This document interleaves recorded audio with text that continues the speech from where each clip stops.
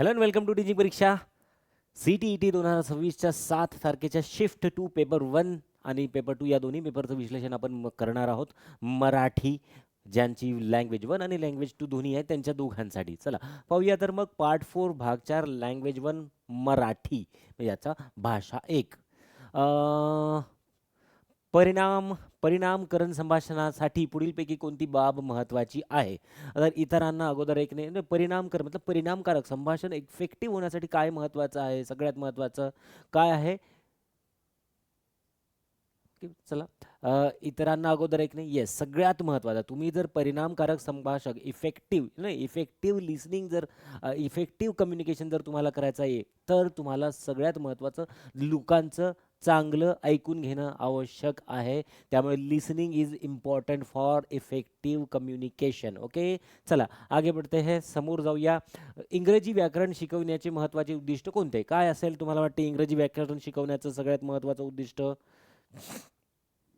इंग्रजी व्याकरण शिकवण्याचे महत्त्वाचे उद्दिष्ट. चला प्रश्न क्रमांक 92 काय असायला पाहिजे की लिहिताना आणि बोलताना या दोन्ही क्रिया करताना आपल्या विचारांना योग्य आणि तर्कपूर्ण पद्धतीने मांडण्याची क्षमता विकसित करणे. आपण चर्चा केली होती की ऑब्जेक्टिव्हजवर थोडंसं लक्ष ठेवा. ऑब्जेक्टिव्ह जर तुमचे पाठ असतील अध्ययनाचे ऑब्जेक्टिव्ह उद्दिष्टे जर तुम्हाला माहीत असतील तर असे प्रश्न चुकत नाहीत. चला पुढे चलूया. प्रश्न क्रमांक 93 प्राथमिक पातळीवर पातळी आहे प्राथमिक विद्यार्थ्यांमध्ये लेखन कौशल्य विकसित करताना शिक्षिकेने विद्यार्थ्यांना कोणत्या विषयाशी संबंधित मुद्द्यांवर लेखन करण्यास प्रवृत्त केले पाहिजे? आता प्राथमिक पातळीवर सामाजिक विषय घ्याल का? राष्ट्रीय विषय घ्यायची गरज आहे का? धार्मिक मान्यता हे तर कधीच घ्यायचे नसतात. ओके वैयक्तिक जीवन त्यांच्या पर्सनल लाईफशी रिलेटेड. ओके या लक्षात ठेवा पर्सनल लाईफ विद्यार्थ्यांच्या वैयक्तिक त्यांच्या आयुष्यात स्वतःच्या जवळपास काय त्यांना मोर आवडतो, कावळा आवडतो, वाघ आवडतो, गाय आवडते त्यांच्या वैयक्तिक जीवनात ज्या गोष्टी आहे ना त्याच्याशी संबंधित मुद्द्यावर लेखन करण्यास त्यांना प्रवृत्त केलं पाहिजे. पुढचा प्रश्न प्रत्येक विद्यार्थ्यातील तफावत फरक ओळखून त्यांना योग्य ती मदत करण्याची तुमची इच्छा आहे असे करण्यासाठी पुढीलपैकी कोणत्या मूल्यमापन पद्धतीचा तुम्ही वापर कराल? कोणती कराल तुम्ही? प्रश्न क्रमांक 94 मध्ये आलो आपण. इथे येस इथे सगळ्यात महत्त्वाचं आहे तुम्हाला प्रत्येक विद्यार्थ्यामध्ये फरक आहे माहीत आहे. डायग्नोस्टिक असेसमेंट आपण त्यासाठी वापरतो. निदानात्मक मूल्यमापन निदान करा नंतर त्यावर उपचार करा. ज्याला ज्या गोष्टीची गरज आहे त्या तापाच्या पेशंटला तापाचं औषध, सर्दीवाल्याला सर्दीचं औषध. नॉम चॉम्स्कीने असे मत मांडले आहे की भाषा आत्मसात ॲक्विजिशन पहा ॲक्विजिशनचा प्रश्न येणार म्हणजे येणार करण्याची जन्मजात क्षमता इनेट म्हणतो आपण त्याला. ओके क्षमता ही आपल्या समान जैविक क्षमतेचे परिणाम आहे. ही क्षमता म्हणजे काय काय म्हणता तुम्ही या क्षमतेला? LED म्हणता. प्रश्न क्रमांक 95 yes that is language acquisition device. Noam Chomsky ना हे सगळ्यांना आपल्याला माहीत असतं जनरली. नॉम चॉम्स्कीचं LED. ठीक आहे चला 95 नंतर प्रश्न क्रमांक 96 भाषेत वापरला जाणारा सर्वात लहान अर्थपूर्ण ध्वनी वापरा. सर्वात लहान विचारलाय पण ध्वनी घटक विचारलाय. ओके ध्वनी घटक या लक्षात इकडे हे फोनेम आहे PH फोनेम. ओके रूपीम वाक्य व्यवस्था आहे का? अर्थविज्ञान आहे का? स्वन आहे का? नाही फोनेम फोनेम याचा आन्सर असलं पाहिजे. प्रश्न क्रमांक 96. ठीक आहे चला नेक्स्ट वन 97 2 ते 3 महिन्यांच्या मुला फक्त 2 ते 3 महिन्याचं मूल आहे. मुक्त स्वर उच्चारण्याची स्वर क्षमता असते असे उच्चारण कशाचे उदाहरण काय म्हणता याला तुम्ही सांगा. 91 प्रश्न क्रमांक 97 मध्ये सरळ सरळ कुईंग माहिती आहे आपल्याला. मुलगा ओरडेल का? एका शब्द 2 ते 3 महिन्याचं मूल ओरडणार नाही. बडबड करणे शक्यच नाही. शब्दाचं उच्चारण तर बिलकुलच पॉसिबल नाही आहे. प्रश्न क्रमांक 98 काय सांगतो आपल्याला? अंकिता 6 वेगवेगळ्या भाषा बोलते. 6 आणि तिला कळतात सुद्धा. तिची भाषिक क्षमता कशासाठी असेल सांगा बरं? काय फायदा होईल तिला याचा? ती पुढे चालून मोठी झाल्यावर बहुभाषिक वक्ता बनेल. आता सुद्धा आहे. गुड. द्विभाषिक 2 नाही ना 6 भाषाशास्त्रज्ञ नाही बोलणे नाही. ओके नेक तुम्हाला कूट मिश्रण कूट परिवर्तन मुलांची भाषा आणि कूट भाषा अशा विषयांचा अभ्यास करण्याची आवड आहे. अभ्यासाची आवड आहे तुम्हाला. यासाठी तुम्ही पुढीलपैकी कोणत्या विद्याशाखेचा अभ्यास केला पाहिजे? सगळं शिकायचं आहे तुम्हाला. तर अशी कोणती शाखा आहे तुम्हाला या सगळ्या गोष्टी शिकवेल? ती समाज भाषा विज्ञान. Okay socio lingual science. Okay चला समाज भाषा विज्ञान. नेक्स्ट वन तुम्हाला पुढीलपैकी कोणती बाब ही विसंगत विश्लेषण कॉन्ट्रास्टिव्ह अनालिसिस घटक प्रश्न निगेटिव्ह प्रश्न विचारलेला नाही कडे लक्ष द्या, इम्पॉर्टंट आहे. नाही कोणता आहे 100 मध्ये प्रश्नाचं उत्तर सांगा. ओके, कॉन्ट्रास्टिव्ह अनालिसिस ना डिक्शनरी नाही आहे. Okay, this is not the character of dictionary. इंग्रजी भाषा शिकवणारी तुमची सहाध्यायी वर्गात मातृभाषा मुक्तपणे वापरते असे तुमच्या लक्षात येते. ती पुढीलपैकी कोणत्या पद्धतीचा अवलंब करत आहे? मातृभाषा मुक्तपणे जर वापरत असेल तर तिकडे खूप जास्त विचार करायचा नाही. दिस इज ग्रामर ट्रान्सलेशन मेथड, हे लक्षातच ठेवा. प्रत्येक वेळेस प्रत्येक पेपरमध्ये ग्रामर ट्रान्सलेशन मेथड येते म्हणजे येते. आजच्या दोन्हीही शिफ्टमध्ये ग्रामर ट्रान्सलेशन मेथड तुम्हाला दिसेल. प्रश्न क्रमांक 102, नेमका अर्थ मिळवण्यासाठी फारसे तपशील न देता कमी शब्दात नेमकी माहिती देता येण्याची आपली जर क्षमता असेल, डिटेल द्यायची गरज नाही आहे, आपल्याला जस्ट सारांश सांगायचा आहे. काय आहे ती सारांशीकरण नाही आहे का? ती डिटेल द्यायची गरज नाही, नेमक्या गोष्टी सांगायच्याच नाही आहे तर सारांशीकरण आहे. आपण सारांशामध्येच या गोष्टी करतो. आवाजाच्या शैलीची कोणत्या पद्धतीने परिणामकारकरित्या परख करता येते? आता एखाद्याच्या आवाजाची शैली पाहायची आहे, कसं कराल तुम्ही? टोन, इंग्रजीमध्ये तुम्हाला टोन माहीत असेल. कोणाचा टोन? रागाचा आहे, लोभाचा आहे, आवडीचा आहे, प्रेमाचा आहे, कसे? ठीक आहे, तुम्हाला टोन माहीत असेल तर टोनवरून आपल्या सगळ्या गोष्टी लक्षात येतात. Okay, next one. वर्गात बैठक व्यवस्था लवचिक असली पाहिजे, फ्लेक्झिबल असली पाहिजे. काय कारण आहे याचं? यामुळे काय आहे की ताठर नाही आहे, विद्यार्थ्यांचे अनेक गट करता येतात, जोड्या करता येतात आणि संपूर्ण वर्गात उपक्रम करणे सोयीचे होते. आणि त्यासाठी आपल्या वर्गाची जी बैठक व्यवस्था ती रिजिड नसायला पाहिजे, ती फ्लेक्झिबल असायला पाहिजे, जसं वाटलं तसं बसता आलं पाहिजे. प्राथमिक पातळीवर वाचन कौशल्याचे मूल्यमापन करायचं आहे. शिक्षिकेने पुढीलपैकी कोणत्या घटकावर विशेष भर दिला पाहिजे? ओके, वाचन कौशल्याचं मूल्यमापन करायचं आहे तुम्हाला. प्रश्न क्रमांक 105 वर आहोत ना? हां, येस. तर वाचलेले जे आहे ते विद्यार्थ्यांना सगळ्यात महत्त्वाचं उद्दिष्ट आहे. हा परत एकदा ऑब्जेक्टिव्हवर जातो. ठीक आहे, आपल्याला शिकवण्याचे आणि कशाचे? शिकवण्याचे, त्यासोबतच आपले फलनिष्पत्ती, अध्ययन निष्पत्ती काय आहे, या सगळ्या गोष्टींची उद्दिष्ट जर आपल्याला असतील, मूल्यमापनाची उद्दिष्टे आणि अध्ययन अध्यापनाची उद्दिष्टे जर पाठ असतील तर ह्या गोष्टी आपल्या चुकत नाहीत. ऑब्जेक्टिव्ह महत्त्वाचे असतात. Next one. हा उतारा आहे दक्षिण भारतातील अभयारण्य आणि अभयारण्याच्या विविधतेविषयी. ह्या उतार्यावरचे प्रश्नसुद्धा फार सोपे होते, असे काही कठीण नाहीच आहेत. उतार्याचा मध्यवर्ती आशय नेमका कोणता आहे? दक्षिण भारतातील समृद्ध जैवविविधता सांगणार. तीन अभयारण्यांचा उल्लेख आहे इथे. दक्षिण भारतातील जैवविविधता. पुढीलपैकी कोणत्या पक्षाचा संदर्भ उतार्यात आलेला नाही? निगेटिव्ह प्रश्न. रातडोकरी आहे, पानकावळे आहेत, बगळे सुद्धा आहेत. भुरट्या घारी या उतार्यामध्ये तुम्हाला कुठेही दिसणार नाहीत. ओके, प्रश्न क्रमांक 108. पुढीलपैकी कोणत्या पर्यावरणीय घटकामुळे पक्ष्यांच्या पिलांची सुरक्षितता सुनिश्चित होते? It's okay. कशामुळे? घरटी असलेल्या झाडांभोवती पाणी आहे, त्यामुळे त्यांच्यापर्यंत कोणी पोहोचू शकत नाही. ओके, त्यांची सुरक्षा सुनिश्चित होत आहे. झाडांच्या भोवती पाणी असल्यामुळे बाकीचे जीव त्यांच्यापर्यंत पोहोचू शकत नाही आहे, साप सोडून. आमचा मुक्काम आहे. हां, दिस इज नाऊन आणि हे सर्वनाम आहे, पण सार्वनामिक. आमचं सार्वनाम आहे पण हे नामाविषयी विशेष माहिती देणारा शब्द आहे. हे काय असलं पाहिजे मला सांगा? सार्वनामिक विशेषण. सर्वनाम आहे पण विशेषणाचं काम करत आहे. Okay, yes. हां, गावकरी आणि वेदांत थंगल पक्षी अभयारण्य यांच्यातील नातेसंबंध, या दोघांनातील नातेसंबंध पुढीलपैकी कोणत्या पर्यायातून सूचित होईल सांगा बरं? मानव आणि निसर्ग यांच्यातील शाश्वत सह अस्तित्व. मानव आणि निसर्ग यांच्यातलं अस्तित्व शाश्वत आहे, ते आपल्याला दर्शवत आहे इथे. गावकरी आणि वैदथंगल पक्षी अभयारण्य. पावसाळा नुकताच संपला होता. कोणता आहे सांग बरं? नुकताच संपला आणि वरून होता लिहिलेला आहे. ओके, म्हणजे काय आहे? तो पूर्ण भूतकाळ आहे, है ना? नुकताच संपला आणि होता. संपला आहे नाही, होता. अभयारण्याच्या जवळपासच्या शेतांमध्ये कृत्रिम खताची गरज पडत नाही. का बरं गरज पडत नाही? कारण पक्ष्यांची विष्ठा मिश्रित पाणी शेतीला देण्यात येते, जे नैसर्गिक खताचे कार्य करते. एकदम सरळ स्ट्रेट फॉरवर्ड क्वेश्चन पॅराग्राफमधून, उतार्यामधून आपल्याला विचारला त्यांनी. मधुमलाई अभयारण्यात हत्तीवर बसून फेरफटका मारला. आता आज ना नुसते शब्दयोगी अवयवावर प्रश्न विचारतायत. मधुमलाई अभयारण्यात हत्तीवर बसून फेरफटका मारला. कोणता आहे हत्तीला शब्दाशी जुळलेला शब्दयोगी अव्यय? अगदी सोपं. पक्ष्यांचा आश्रय किंवा थारा या अर्थाचा कोणता शब्द उतरत? अरे, वेदांत थंगल अभयारण्याचा या शब्दाचा अर्थच होतो पक्ष्यांचा आसरा किंवा पक्ष्यांचा थारा. पॅराग्राफमध्ये उतार्यात सरळ सांगितलेलं आहे. आता ही कविता आहे. हे एक झाड आहे याचे माझे नाते, वाऱ्याची एक झुळक दोघांवरून जाते. कविता छान आहे, पूर्ण वाचायला वेळ नाही. आपण सरळ सरळ उत्तर सोडवूया. हा ना. मला आवडतो यांच्या फुलांचा वास, वासामधून उमटणारे जाणीव ओले भास. पहिल्यानेच याची मोहरताना फांदी ठेवली होती बाळगाणी यांच्या कटी खांदी. ओके. हां, कमरेवर आणि खांद्यावर यांच्या कटी खांदी. मातीचे झाड झाडायची मी माझी पुन्हा माती, याच्या पानावरच्या रेषा माझ्या तळहाती. ढलपी ढलपी सुटून मुळे झाली सैल, रुजते आहे झाड माझ्या रक्ताच्याही पैल, माझ्या रक्ताच्या पलीकडे. आणि कधीतरी एके दिवशी मीच झाड होईन, पानांमधून ओळखीचे जून गाणे गाईन. ओके.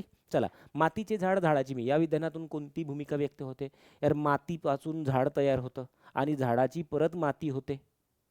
ओके. माझी पण मातीच होणार आहे. म्हणजे नेमकं काय की मानव आणि निसर्ग यामध्ये असं काही एक मिनिट द्वैत नाही आहे. अद्वैत असायला पाहिजे. ॲक्च्युली मानव आणि निसर्गामध्ये फरक नसायला पाहिजे. अद्वैत. ओके. दोन्ही एकरूप होतात. सगळ्यांची शेवटी मातीच होणे आहे. झाडांच्या अंगाखांद्यावर कोणती बाब कवयित्रीने जोपासलेली आहे? कोणती बाब जोपासलेली आहे? बाळगणी आहे ना? येस, बाळगणी. सरळ स्ट्रेट फॉरवर्ड प्रश्न. कटी आणि खांदी. वाऱ्याची एकच झुळक दोघांवरून जाते. परत एकदा शब्दयोगी अव्यय असायला पाहिजे. येस, शब्दाशी जुळलेला शब्दयोगी अव्यय. नुसते शब्दयोगी अव्ययांचे प्रश्न. पानावरच्या रेषा माझ्या तळहाती. पानांवरती जशा रेषा असतात है ना, तर माणसांच्या पंजावर सुद्धा त्याचप्रमाणे रेषा असतात. आता हा पंजा आहे समजून घ्या. आपल्या हातावरती रेषा आहेत. दोघांच्याही हातांवरती कशा असतात? रेषा. काय आहे हे?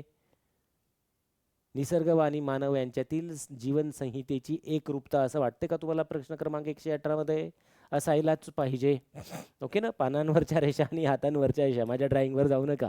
प्रश्न क्रमांक 119. मीच झाड होईन या वाक्यातील होईन हे क्रियापद कोणत्या काळाचे आहे? चला, होईन हे क्रियापद भविष्यकाळ आहे. तो साधा भविष्यकाळ आहे, पूर्ण नाही. होईन साधाच भविष्यकाळ आहे. फार काही डोकं लावायची गरज नाही आहे. मला फुलांचा वास आवडतो यातील क्रियापदाचा प्रकार ओळखा.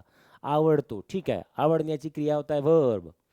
कुणाला आवडतो? मला आवडतो. ठीक आहे, मी सब्जेक्ट आहे. आणि आवडण्याची क्रिया कोणावर होत आहे? ती पण मी माझ्यावर आहे. सब्जेक्ट आणि ऑब्जेक्ट मीच आहे. कर्म नाहीच आहे ना. क्रिया करणारा मीच आहे. क्रिया माझ्यावरच होते आहे. दुसरं कर्म अस्तित्वातच नाही आहे. मग कर्मच जर नसेल सेंटेन्समध्ये तर दॅट इज अ कर्म क्रियाबद्ध. इंट्रान्झिटिव्ह वर्ब इंग्लिशमध्ये. पार्ट 2. चला, पार्ट 2. ज्यांची लँग्वेज भाषा 2 म्हणून मराठी ज्यांची होती त्यांच्यासाठी. चालेल. चला, पुढचा प्रश्न. व्याकरणाच्या संदर्भात पुढीलपैकी कोणते विधान योग्य आहे? ठीक आहे, चालेल आम्हाला.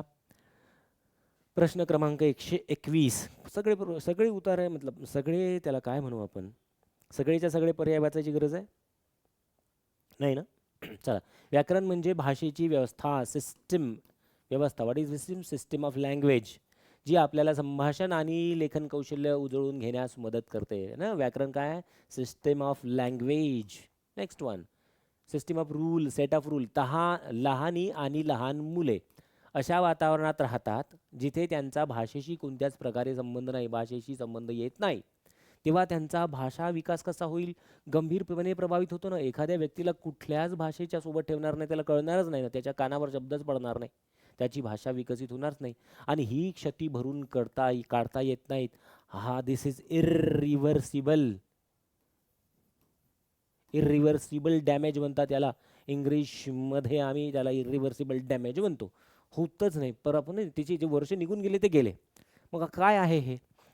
काय म्हणाल तुम्ही याला? विकासाचा हा संवेदनशील टप्पा आहे ना. ओके, संवेदनशील टप्पा आहे, तो वाया जाता कामा नये. व्याकरण या प्रकारे शिकवण्यात यावे. येस, रेफरन्स के साथ कॉन्टेक्स्चुअल.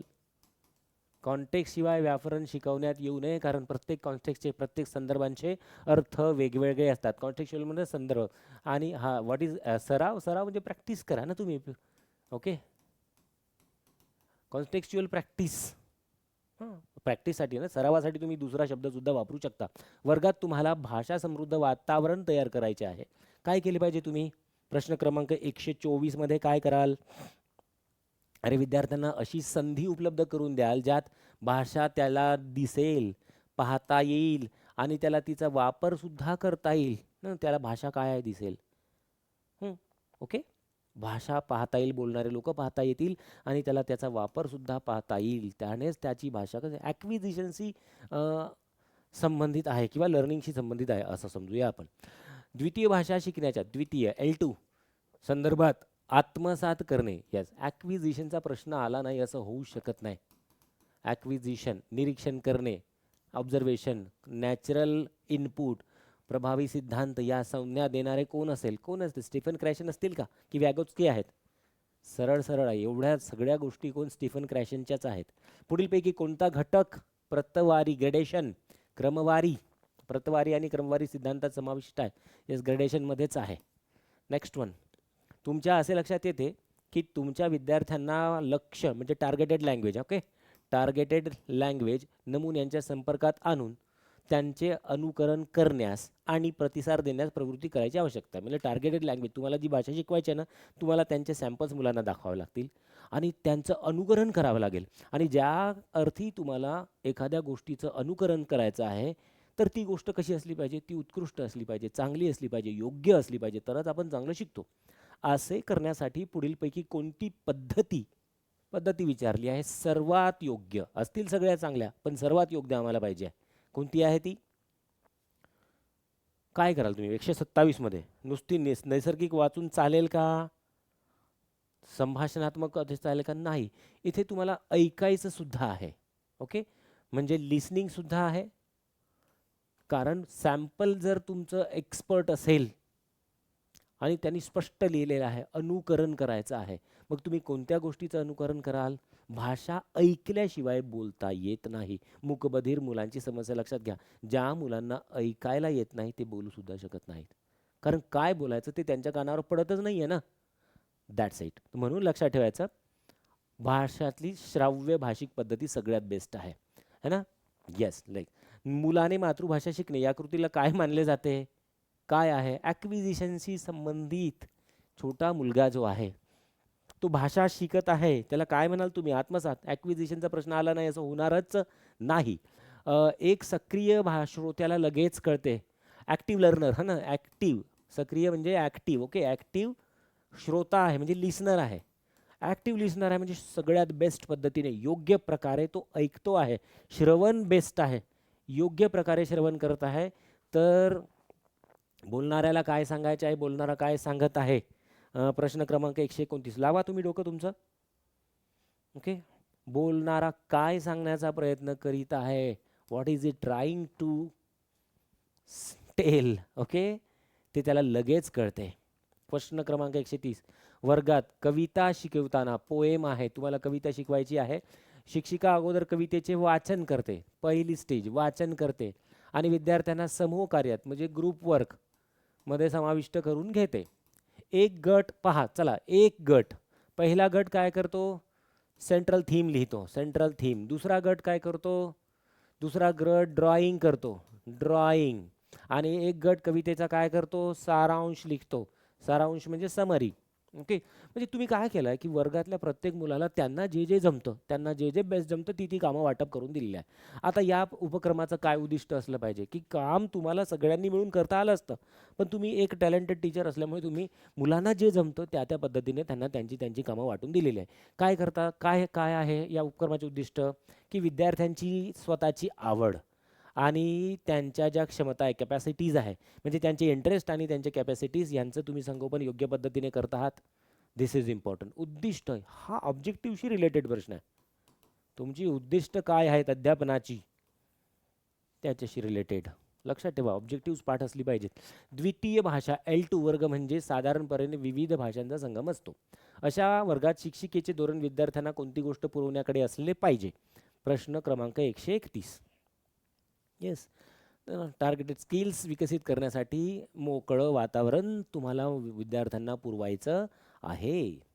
काही विद्यार्थ्यांनी काळाचे प्रकार, पदबंध आणि विशेषण अचूकपणे वापरावे यासाठी तुम्ही चाचणी करता ना, ड्राफ्ट तयार करता.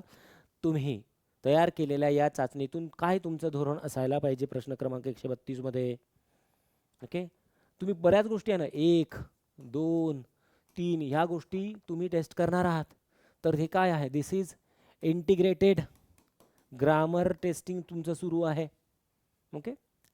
प्रश्न क्रमांक 133. मुलं लहान वयात भिंतीवर, जमिनीवर आणि वह्यांमध्ये रेघोट्या मारतात. याला स्क्रिबलिंगच म्हणतात, रेघोट्या मारणे. इंग्लिशमध्ये योग्य शब्द आहे स्क्रिबलिंग, खरडणे. स्क्रिबलिंग करतात म्हणजे रेघोट्या मारणे म्हणजे स्क्रिबलिंग, आणि त्या प्रक्रियेला सुद्धा स्क्रिबलिंग म्हणतात. इंग्लिशमध्ये सोपं आहे, मराठीत थोडंसं. संभाषणात्मक भाषा शिक्षण पुढीलपैकी कोणत्या घटकाच्या परस्परावलंबित्वावर भर देते? संभाषणात्मक आहे, संभाषण करायचं आहे ना आपल्याला, म्हणजे 2 जण इन्व्हॉल्व असलेच पाहिजेत. ओके. मग भाषा आणि संभाषण ह्या 2 गोष्टी एकमेकावर अवलंबून आहेत. तुम्ही भाषा आधी शिकाल तरच संभाषण कराल, आणि संभाषणातून भाषा तुमची विकसित होत जाते. तुमच्या वर्गातील मुलांच्या शिकण्याच्या प्रक्रियेची नोंद तुम्हाला ठेवायची आहे, नोंद ठेवायची आहे. यासाठी तुम्ही काय कशाचा वापर कराल? हा ना, हीच नोंद. तुमच्या शिकण्याच्या प्रक्रियेची नोंद ठेवायची आहे, त्यांच्या रिझल्टची नाही. ओके. दिस इज निरीक्षण तंत्र, तुम्ही ऑब्झर्वेशन टेक्निक वापरता आहात. ओके. Next one. उतारा आहे टीप कागद. येस, पाणी शोषतात. हा कॅपिलरिटी. ओके. कॅपिलरिटी केशाकर्षण क्रिया तुम्ही जर ऐकलेली असेल, त्या केशाकर्षण क्रियेशी संबंधित हा उतारा आहे. ओके. पूर्ण उतारा वाचल्यावर तुमच्या सगळ्या गोष्टी ऑटोमॅटिक लक्षात येतील. उतार्यात वर्णन केलेले समान तत्व पुढीलपैकी कोणत्या परिस्थितीशी साधर्म्य दर्शवते? ब्लॉटिंग पेपरवर पसरलेली शाई. ब्लॉटिंग पेपर कशासाठी वापरतो आपण? शाई सांडलेली आहे ती टिपून घेण्यासाठी आपण ब्लॉटिंग पेपर वापरतो. इवन सांडलेलं तेल सुद्धा टिपून घेण्यासाठी आपण टिश्यू पेपर किंवा ब्लॉटिंग पेपर वापरतो ना. Yes, that is. Next one. पुढीलपैकी विशेष नाम शोधा. विशेष नाम. नलिका कोणतीही असू शकते. काष्ठ म्हणजे लाकूड कुठलंही असू शकतं. वनस्पतीला नाव नाही दिलं. काय उरलं? ग्लुकोज. वेगवेगळ्या ज्या शर्करा असतात, कोणत्या कोणता? तुमचं फ्रुक्टोज असू शकेल ना, शर्कराच आहे. ग्लुकोज ही सुद्धा शर्कराच आहे. गॅलॅक्टोज ही सुद्धा शर्कराच आहे. म्हणजे शर्करेची वेगवेगळी नावं जी असतील त्यापैकी हे एक विशेष नाम आहे. ओके. ग्लुकोजच्या रेणूंमधील कोणता रासायनिक घटक पाण्याच्या रेणूंना आकर्षित करण्यास मदत करतो? दिस इज ऑब्वियसली हायड्रॉक्सिल घटक, OH बॉन्ड. हां, OH पार्टिकल. Next one. न सुटणारं कोळं या आशयाचा कोणता शब्द उतार्यात आलेला आहे? मेख. मेख मारणे. सुटतच नाही, ती जी मेख आहे ती सुटतच नाही, हा ना. तर इथेच मेख आहे. पाण्याच्या कोणत्या गुणधर्मामुळे त्याला इतर पदार्थांचे आकर्षण असते? कोणता गुणधर्म आहे? नाही, केशाकर्षण ही तर प्रक्रिया आहे. पाण्याचा जो ॲढेसिव्हनेस, आसंजन हा जो गुणधर्म आहे, त्यामुळे त्याला इतर पदार्थाचं आकर्षण असतं. टीप कागद किंवा टिश्यू पेपरच्या कोणत्या वैशिष्ट्यामुळे त्यातून पाणी सहजपणे जाऊ शकतं? येस, काष्ठतंतूंनी तयार केलेल्या केसांसारख्या नलिता, कॅपिलरीज. गुरुत्वाकर्षण शक्ती खाली ओढते. ओके. पण त्याच्या विरुद्ध म्हणजे वरती जाणारं पाणी वरच्या दिशेने प्रवास का करते? कशामुळे करते? बाष्पीभवनामुळे, पाण्यातील उष्णपणे का? नाही, सरळ सरळ आहे ना, सूक्ष्म नलिकांमधील आसंजन गुणधर्मामुळे. सरळ गोष्ट आहे. गुरुत्वाकर्षणाला जुगातून पाणी वरच्या दिशेने प्रवास करते. अधोरेखित वरच्या. प्रवास करणे हे झालं क्रियापद. ओके. आता क्रियापदामध्ये होणारी घटना कशी घडत आहे, तर ती वरच्या दिशेने. मग क्रियापदाविषयी विशेष माहिती सांगणारा शब्द काय असला पाहिजे? क्रिया विशेषण. म्हणजे प्रवास करते आहे, करतो आहे, करतं आहे, आणि कसं करतो आहे, तर वरच्या दिशेने करतो आहे. ठीक आहे. मग याला काय म्हणाल तुम्ही? क्रियापदाविषयी विशेष माहिती सांगणारा शब्द, क्रिया विशेषण. परत उतारा. सूक्ष्मजीवांच्या अस्तित्वाचा आवाका. सूक्ष्मजीवाशी रिलेटेड, मायक्रो ऑर्गॅनिझम्सशी रिलेटेड हा पॅराग्राफ किंवा उतारा आहे. वाचल्यावर एकदम सायन्सचे उतारे सोपे असतात, फॅक्ट्स असतात जसेच्या तसे.